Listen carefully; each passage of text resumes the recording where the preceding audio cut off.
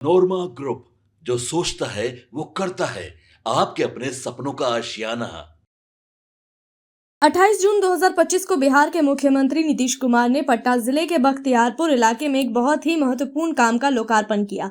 यह कार्यक्रम सीढ़ी घाट पर हुआ, जहां गंगा नदी की पुरानी धारा को फिर से जिंदा किया गया। इस काम का मुख्य उद्देश्य था कि गंगा नदी की उस पुरानी धारा को फिर से बहने लायक बनाया जाए, जो समय के साथ सूख गई थी या कम बहाव वाली हो गई थी। गंगा नदी सिर्फ एक नदी नहीं है, बल्कि भारत की सबसे पवित्र नदियों में से एक मानी जाती है। यह धार्मिक, सांस्कृतिक और पर्यावरण के लिहाज से बेहद महत्वपूर्ण है। समय के साथ साथ नदियों के बहाव में बदलाव होता रहता है। कभी पानी की कमी तो कभी इंसानी दखल के कारण गंगा की कुछ पुरानी धाराएं सूखने लगी थी। ऐसे में मुख्यमंत्री ने एक बड़ा कदम उठाया कि गंगा की पुरानी धारा को फिर से जीवित किया जाए। इस योजना के तहत बख्तियारपुर के सीढ़ी घाट का पूरी तरह से सौंदर्यीकरण किया गया, यानी वहां के घाट को सुंदर और सुविधाजनक बनाया गया। घाट की सीढ़ियों का नया निर्माण किया गया ताकि लोग आराम से गंगा स्नान कर सके। साथ ही घाट के किनारे सुरक्षा दीवार भी बनाई गई, जिससे बाढ़ या पानी के तेज बहाव से लोगों को खतरा न हो। रात के समय घाट पर रोशनी की पूरी व्यवस्था की गई है ताकि श्रद्धालु और स्थानीय लोग अंधेरे में भी वहां सुरक्षित जा सके। इस कार्यक्रम की एक और खास बात यह रही कि गंगा की पुरानी धारा को फिर से बहाल करने के लिए सुभारपुर से देवक तक करीब 4.4 किलोमीटर लंबी धारा को पुनर्जीवित किया गया। इसका मतलब है कि वहां खुदाई, जलमार्ग की सफाई और पानी के प्रवाह को दोबारा शुरू करने जैसे काम किए गए। इससे न सिर्फ धार्मिक महत्व बढ़ेगा, बल्कि आसपास के गांव और इलाकों को सिंचाई, जल आपूर्ति और पर्यटन के क्षेत्र में भी फायदा मिलेगा। इस लोकार्पण कार्यक्रम में मुख्यमंत्री नीतीश कुमार ने एक और अहम काम किया। उन्होंने वहां मौजूद राधे कृष्ण मंदिर में पूजा अर्चना की और पूरे बिहार राज्य की सुख शांति के लिए भगवान से प्रार्थना की। यह पूजा कार्यक्रम धार्मिक दृष्टिकोण से भी महत्वपूर्ण था, क्योंकि गंगा नदी और भगवान कृष्ण दोनों को हिंदू धर्म में अत्यंत पवित्र माना जाता है। गौरतलब है कि गंगा घाटों का विकास पिछले कुछ वर्षों में केंद्र और राज्य सरकारों के प्राथमिकता में रहा है, लेकिन बख्तियारपुर में गंगा की पुरानी धारा को पुनर्जीवित करना एक अनोखी और प्रेरणादायक पहल रही। इससे यह संदेश जाता है कि पुरानी चीजों को भी नई सोच और तकनीक के साथ फिर से उपयोगी बनाया जा सकता है। इसके अलावा इस परियोजना से यह भी साफ हो गया कि मुख्यमंत्री नीतीश कुमार अब भी राज्य के दूर दराज इलाकों की समस्याओं को समझते हैं और उनका समाधान करने के लिए कार्य करते हैं। इसके अलावा मुख्यमंत्री नीतीश कुमार के साथ उनके बेटे भी वहां पर मौजूद थे। गंगा की पुरानी धारा को पुनर्जीवित करने का काम न केवल पर्यावरण की दृष्टि से, बल्कि सामाजिक और धार्मिक दृष्टि से भी अत्यंत महत्वपूर्ण है। इस योजना से पर्यटन को भी बढ़ावा मिलेगा। जब घाट सुंदर होंगे, रोशनी की व्यवस्था होगी, साफ सफाई होगी और गंगा की धारा बहती रहेगी, तो लोग स्वाभाविक रूप से वहां घूमने आएंगे। इससे आसपास के लोगों को रोजगार मिलेगा। स्थानीय दुकानदार, नाविक, फूल वाले, पूजा सामग्री बेचने वाले सभी को लाभ मिलेगा। साथ ही मुख्यमंत्री ने अधिकारियों को निर्देश दे दिया है कि घाट की सफाई, सुरक्षा और रखरखाव को नियमित रूप से किया जाए, ताकि यह योजना सिर्फ आज की नहीं बल्कि आने वाले कई वर्षों तक चलती रहे और इसका लाभ लगातार लोगों को मिलता रहे। पूरे कार्यक्रम ने बिहार में विकास, संस्कृति और पर्यावरण के संतुलन का एक अच्छा उदाहरण प्रस्तुत किया है। कुल मिलाकर यह कहना गलत नहीं होगा कि 28 जून 2025 का यह कार्यक्रम सिर्फ एक विकास योजना का उद्घाटन नहीं था, बल्कि यह एक प्रेरणादायक शुरुआत थी, जो यह दिखाता है कि पारंपरिक विरासत को कैसे आधुनिक तकनीक और सोच से जोड़ा जा सकता है।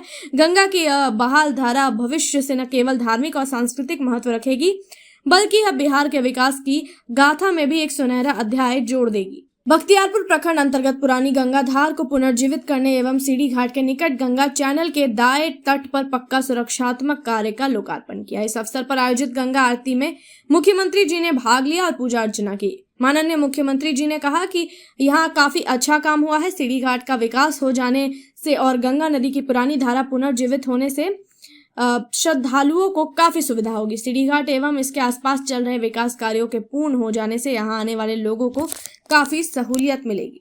देखते हैं इस मामले में आगे और क्या कुछ अपडेट आता है। तब तक के लिए आप देखते रहिए भारत लाइव। बख्तियारपुर पे आया हूँ आज। मंसूरपुर से गदारी जब गंगा जी को लाया गया ड्रेजिंग करके, फिर बख्तियारपुर से जोड़ दिया गया। तो आज आए हैं उसी का शिलान्यास करने, उद्घाटन करने। सीढ़ी घाट है, ये रिवर फ्रंट है, ये पैदल पाथ है, उसी का उद्घाटन करने। कैसे लग रहा है? ये पिताजी का जल जीवन हरियाली अभियान से जुड़ा हुआ एक काम है। जैसे जल जीवन हरियाली में वृक्षारोपण है, पर्यावरण संरक्षण है, फिर सौर ऊर्जा है, तो इस तरह से ये भी इसी से जुड़ा हुआ। आपके सपनों को हमने सजाया है, ई होम्स पैनोरामा को हमने बनाया है। ई होम्स मेरा एक सपना था जिस पे मैं पिछले 4 साल से काम कर रहा था। हमने जो बनाया है वो सबने है माना। ई होम्स पैनोरामा में हो आपका भी आशियाना।